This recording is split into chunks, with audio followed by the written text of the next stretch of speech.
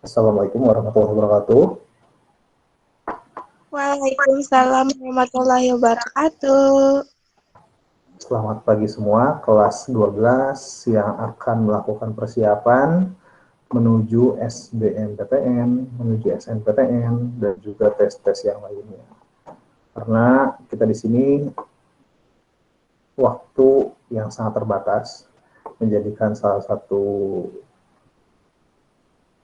peluang yang harus dimaksimalkan, yaitu melalui pembelajaran daring ini, sehingga apabila tidak mengikuti kegiatan daring, maka kalian akan terlambat. Bayangkan waktu terus berlanjut, sedangkan kalian terus rebahan, maka tidak sadar bahwa hari esok ataupun beberapa minggu, beberapa bulan yang akan datang, kalian dihadapkan dengan tes SBMPTN. Kira-kira di sini untuk kelas 12 IPS 1 dan 2 ada yang mau masuk ke kampus impian dengan jurusan Soshum? Ada tidak? Kira-kira mau kemana nih? Kita sedikit sharing saja terlebih dahulu sebelum kita melanjutkan, karena sambil menunggu ya baru ada 12 orang yang sedang mencoba bergabung ke channel ini dan juga ke video ini. Silakan. Kira-kira apa? Saya mau masuk ke Unpad nih jurusan sosiologi misalkan. Kira-kira di IPS 1 dan 2 ada yang mau masuk ke mana? Terutama di rumpun IPS ya. Silakan, ada yang mau berpendapat dulu, berkomentar, sedikit sharing saja. Tidak usah malu. Silakan. Halo, masih terdengar suara saya? Cek, cek. Masih terdengar suara saya? Masih, Bapak. Gimana Fitri? Mau lanjut ke mana nih Fitri?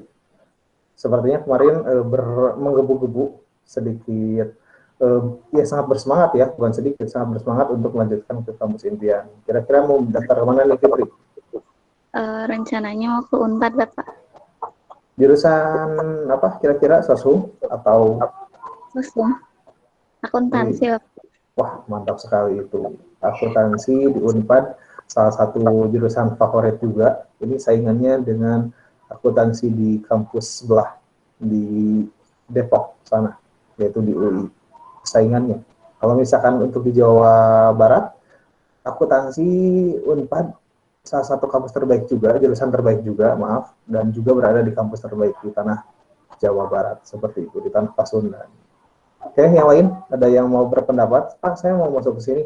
Jadi ini menjadi salah satu motivasi untuk terus belajar, terutama dalam mempelajari materi soshum. Oke, silakan. Ada yang mau berpendapat lagi sebelum kita lanjut ke materi faktor perubahan sosial. Karena sudah 14 orang, kita tunggu 1 orang lagi ya. Siapa itu yang ada di luar sana? Silakan untuk bergabung. Diberitahu teman-temannya. Karena nanti link daftar hadir saya akan kirimkan di chat. Ya, di chat nanti saya akan bagikan di chat di sini. Nah, sampai terlewatkan. Cynthia keluar lagi. Ya, 9.40 kita akan lanjutkan saja. Bismillahirrahmanirrahim. Untuk pembelajaran ketiga, kita akan mempelajari tentang faktor-faktor perubahan sosial, di mana materi tersebut sudah mulai menjurus ke faktor perubahan sosial, kemudian faktor penyebab, selanjutnya ada faktor pendorong, serta ada faktor penghambat. Jadi di sini kita akan menganalisis ataupun melihat dari sudut pandang faktor penyebab, melihat dari sudut pandang faktor pendorong, serta faktor penghambat dari perubahan sosial di sini. Saya tadi melihat dari komentar yang telah saya posting di IPS 1 dan juga di IPS 2, ada beberapa yang berkomentar mengenai bentuk perubahan sosial di sekitar lingkungan depan rumah kalian masing-masing atau di lingkungan sekitar kita. Bahkan tidak sedikit, Pak, berkaitan dengan revolusi 4.0, kemudian Pak, berkaitan dengan teknologi. Karena dulu orang tua kalian masih mempergunakan alat komunikasi hanya sebatas satu arah saja. Kemudian ada alat komunikasi dua arah, tapi secara masih manual ya, belum secanggih saat ini. Kemudian sampai saat ini terus berinovasi hingga akhirnya pembelajaran pun sudah menggunakan dengan tatap maya yang sedang berlangsung pada saat ini. Dan bahkan beberapa tahun ke depan kita di Indonesia akan menerapkan pendidikan yaitu pendidikan yang berkaitan dengan peningkatan kompetensi di bidang IT. Selanjutnya kurikulum sekolah penggerak. Kalau misalnya kelas 12 sekarang sudah mengakhiri kurikulum di 2013, dan sekarang kelas 10 akan sedang dan juga akan melanjutkan, yaitu melalui kurikulum sekolah penggerak, program sekolah penggerak. Jadi di sini kelas 12 dan juga kelas 10 sudah mulai terbuka dan juga melek terhadap IT. Kalian bersyukur ya SMA 4. Kalau misalkan di sekolah sebelah, di sekolah sebelah mah jarang pakai Meet, jarang pakai Zoom, jarang pakai YouTube. Kalian bersyukur di sini karena di luar sana masih banyak orang-orang yang masih mengerjakan baik menggunakan WA, menggunakan video call, dan itu sangat repot seperti itu ya. Oke. Saya sedikit memberikan gambaran secara umum dulu, faktor penyebabnya itu seperti apa, kemudian perubahan yang terjadi dalam masyarakat, ada internal, kemudian ada faktor eksternal, selanjutnya ada faktor pendorong, kontak dengan kebudayaan lain. Kemarin kita membahas tentang Korean Wave, kemudian beberapa gelombang-gelombang westernisasi yang sering digandrungi oleh anak muda. Bahkan tidak sedikit public figure ataupun orang-orang yang ada di luar sana mempertontonkan menggunakan media, kemudian kita terpengaruh, kita termotivasi dan juga tersugesti untuk melakukan hal yang sama.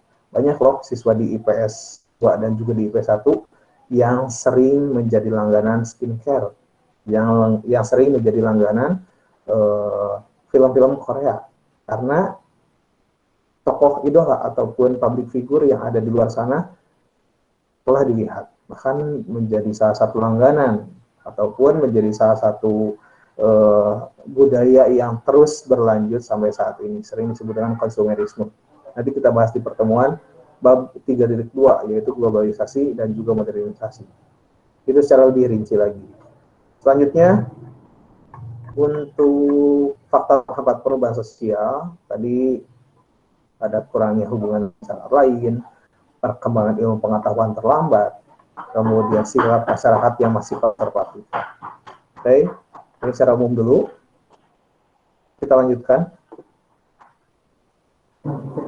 Untuk faktor perubahan sosial, yang pertama ada faktor penyebab, yaitu dari internal, yaitu internal itu berasal dari dalam masyarakat. Contohnya seperti berkembangnya iptek. Dengan adanya iptek, yaitu sering disebut dengan ilmu pengetahuan dan juga teknologi, maka akan lebih cepat untuk melakukan perubahan sosial. Misalkan dengan adanya jaringan 4G, bahkan sekarang telah ditemukan jaringan 5G. Bayangkan, 4G saja sudah begitu cepat, apalagi dengan adanya 5G, maka akan lebih mudah untuk melakukan interaksi sosial secara virtual, yang contohnya sekarang sedang kita laksanakan. Selanjutnya, seperti iptek, dengan adanya penemuan ilmu pengetahuan dan juga dengan adanya teknologi akan berpengaruh terhadap beberapa sektor, terutama di sektor pendidikan, kebudayaan, kemudian dalam kesehatan pun akan berpengaruh besar. Contohnya dengan ditemukannya beberapa cabang ilmu baru, sehingga spesialis dalam bidang kesehatan akan lebih mudah untuk dikembangkan. Seperti itu. Selanjutnya, seperti tadi dengan adanya iptek, kalian pernah mendengar istilah ruang guru? Ada istilah Clipper, ada istilah edtech ya, education technology, itu berpengaruh dari berkembangnya iptek.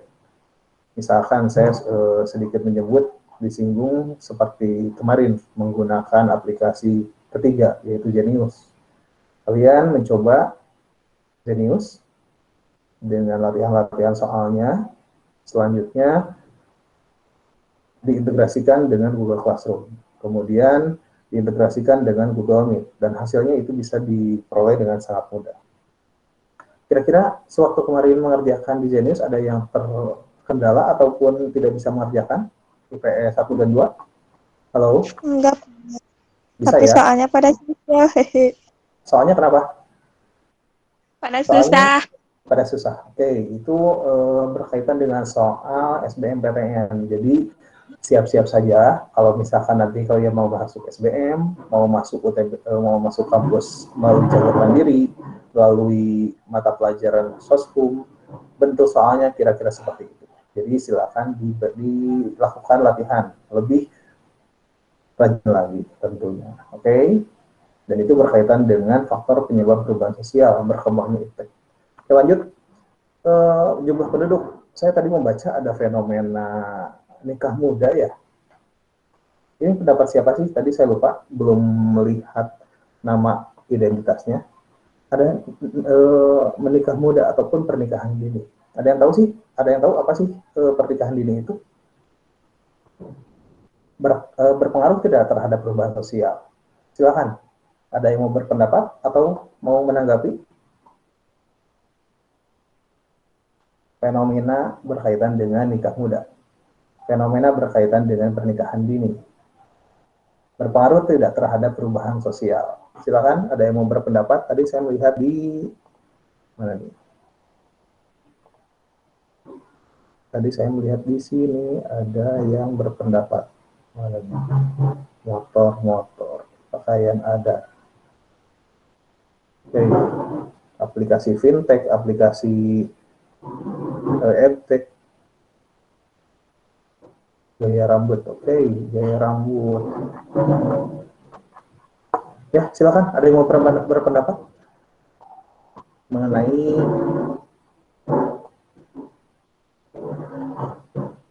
siapa nih? Salah Cynthia.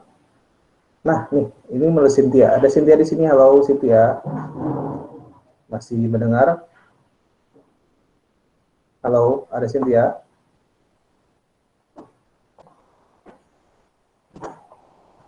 Halo, ada Cynthia tidak?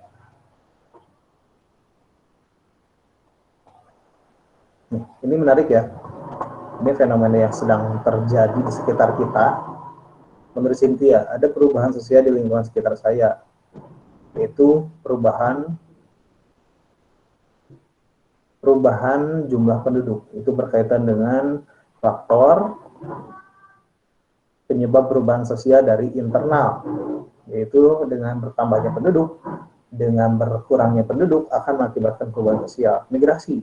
Kemudian perpindahan penduduk ya seperti transmigrasi, kemudian ada kematian, mortalitas, selanjutnya ada natalitas, kelahiran. Kemudian di sini fenomena yang sedang terjadi ini dengan adanya pembatasan sosial berskala besar, kemudian dengan adanya PPKM jilid 2, jilid 3 berpengaruh terhadap perubahan sosial, terutama di bidang di faktor internal, di faktor internal yaitu dari dalam masyarakat. Faktor internalnya makin banyak ibu-ibu yang melahirkan dan menikah di usia muda karena mereka begitu tidak begitu sempit ya pemikirannya, bahkan mereka sangat hopeless, mereka sangat putus asa dengan kondisi yang dihadapi saat ini. Bahkan banyak sekali video-video yang ada di media sosial, corona sampai kapan sih, kalau misalkan sekolah masih seperti ini, lebih baik saya kawin aja. Ada yang seperti itu, betul kan? Masih melihat seperti itu videonya? Bahkan dijadikan suatu stiker di media sosial, ya seperti itu. Oke, dengan adanya fenomena tersebut, maka akan berpengaruh terhadap perubahan sosial dengan pertambahan jumlah penduduk. Lockdown sudah berapa bulan sih? PSBB sudah berapa bulan sih? Kemudian PPKM sudah berapa bulan? Itu berpengaruh terhadap kemunculan keluarga-keluarga baru. Ya, seperti itu. Oke. Lanjut, di sini yang sangat menarik ada faktor internal berkembangnya iptek, kemudian faktor pendorongnya yaitu orientasi ke depan, kemudian faktor penghambatnya perkembangan iptek yang lambat maka akan berpengaruh terhadap pola pikir yang terbelakang dan ketertinggalan zaman. Ya, jadi di sini kita jangan sampai melihat fenomena yang ada di luar sana dengan wawasan yang kurang begitu luas dan norma adat istiadat ataupun custom yang ada dalam masyarakat berpengaruh besar terhadap cepat ataupun lambatnya perubahan sosial. Seperti itu. Oke. Kita lanjutkan. Untuk faktor internal, tadi sudah dibahas, ada jumlah penduduk, ada pemberontakan. Sorry. Kita lihat lagi.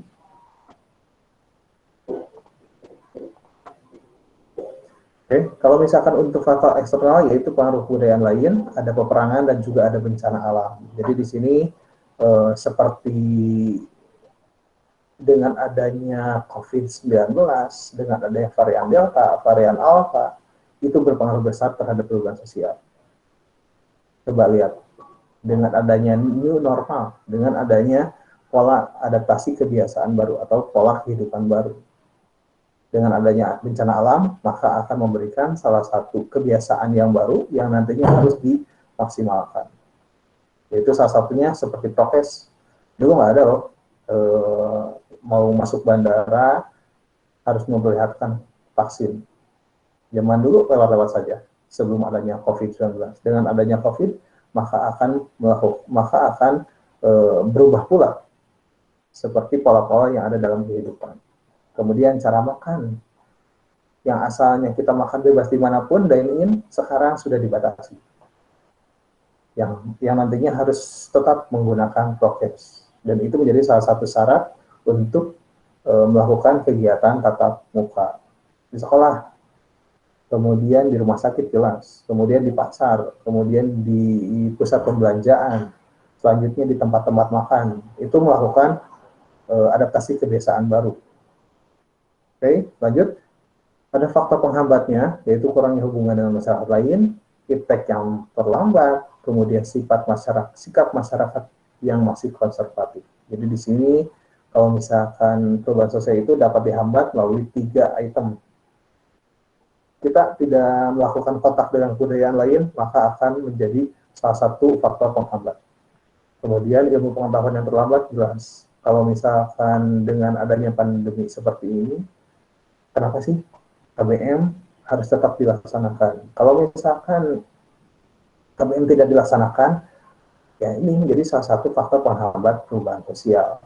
Ilmu pengetahuan terlambat, kemudian maka dengan adanya keterlambatan ilmu pengetahuan berdampak terhadap penurunan kualitas dari pendidikan tersebut.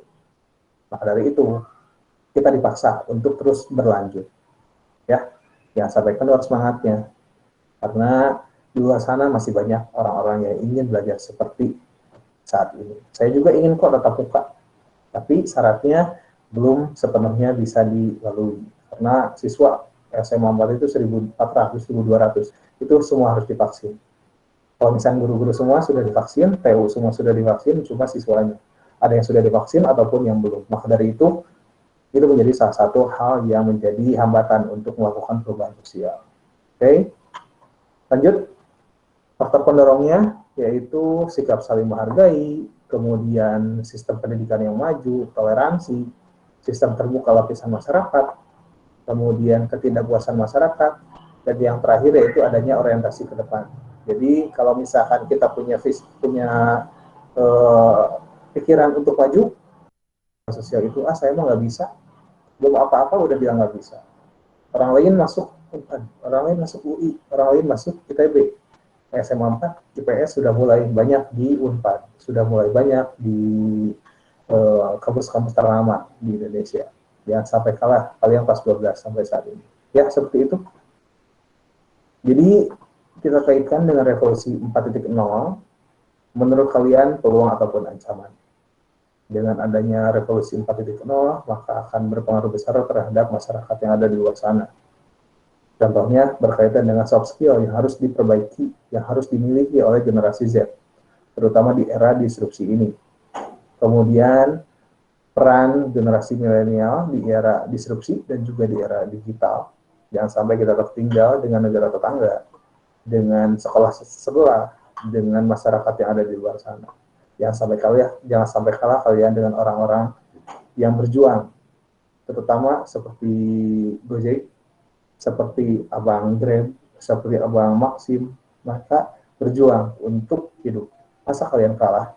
Ya, kaum berbahan, semangat. Kemudian, apakah Indonesia sudah siap melakukan revolusi 4.0? Ya, silakan nanti kita diskusikan ya. Nanti saya akan buatkan di kolom di pertemuan depan, di button kolom, kemudian silakan bisa diisi menurut pendapat kalian masing-masing. Kemudian, pentingnya revolusi industri di era milenial. Selanjutnya, profesi baru yang muncul di era revolusi 4.0 apa saja. Kemudian, inilah 5 teknologi yang dibutuhkan di era industri 4.0. Kejamnya revolusi industri. Berikut bisnis yang tumbang karena sasana digital. Nah, seperti itu. Banyak sekali bisnis yang tumbang karena tidak mampu beradaptasi dengan adanya teknologi. Ya, sebagai seorang pelajar, generasi emas menuju Indonesia maju, kita dipaksa untuk maju. Jangan sampai kalah dengan orang-orang yang ada di luar sana. Oke, tetap semangat. Nanti saya kirimkan link absennya. Kira-kira ada yang ditanyakan sampai saat ini? Silakan. Sebelum saya kirimkan link absen. Ya, silakan. Ada yang mau berpendapat? Ada yang mau bertanya mengenai materi tersebut? Link absen saya kirimkan di sini ya. Silakan. Untuk melakukan presensi pada hari ini. Karena nilainya akan berbeda. Kalau misalkan kalian melakukan webmeet, kemudian mengisi absen, mengerjakan tugas, tepat pada waktunya, itu akan berbeda dengan orang-orang yang tidak mengerjakan sama sekali. Ya, seperti itu. Ada pertanyaan? Ini sudah bisa dilengkapi presensinya. Oke, kelas 12 IPS 1. Kemudian namanya siapa? Kemudian mengisi kehadiran. Seperti itu. Silakan, ada yang mau berpendapat ataupun bertanya mengenai materi kita? Petunjuk sudah jelas di beranda classroom, silakan dilihat kembali. Apabila ada yang kurang jelas, bisa langsung tanyakan di komentar ataupun di WA grup seperti itu, ataupun WA Japri ya kepada saya sendiri. Oke, apabila tidak ada, kita akhiri. Subhanakallahumma wa bihamdika asyhadu an la ilaha illa anta astaghfiruka wa atubu ilaik. Terima kasih atas perhatiannya. Semoga kita tetap semangat, diberikan kekuatan untuk belajar dari. Oke, tetap sehat, sukses selalu. Assalamualaikum warahmatullahi wabarakatuh. Waalaikumsalam. Waalaikumsalam warahmatullahi wabarakatuh. Terima kasih Bapak. Ya.